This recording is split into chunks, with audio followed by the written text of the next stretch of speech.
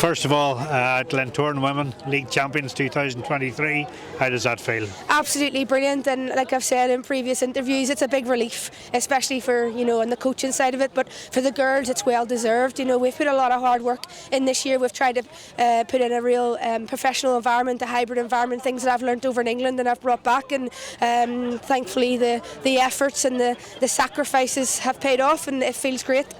Well, credit to Cliftonville, who pushed you all the way as well. To be honest, you constantly looking over your shoulders the whole time. Absolutely, and when we played Cliftonville the other week, that's the best Cliftonville I've seen, and they did push us to the wire, and thankfully we were in the driving seat, and we knew that we only needed a point. We worked a lot on our shape, and one of the things that we've added to our performances this year is a lot of discipline off the ball. It wasn't just about going forward, because we know we're good on the ball, but how can we keep the concentration off the ball even when we're winning or even when we're not playing well, and that's something that we've added to our game this year.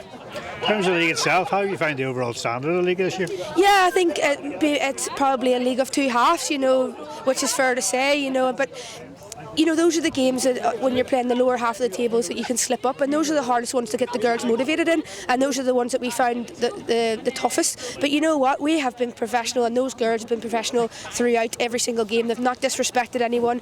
We've not put weakened teams out. We've went with strong teams and we've rotated them. I think we've managed the whole season really well, and I think the league has been competitive, and I hope it can be even more competitive in the future. One trophy down, a big one now next Saturday. It's going to be a fantastic game of football. Thoughts ahead of that one? Yeah, it's a cup final and anything from happen, and both teams are in form. I think it's great for the women's game in general.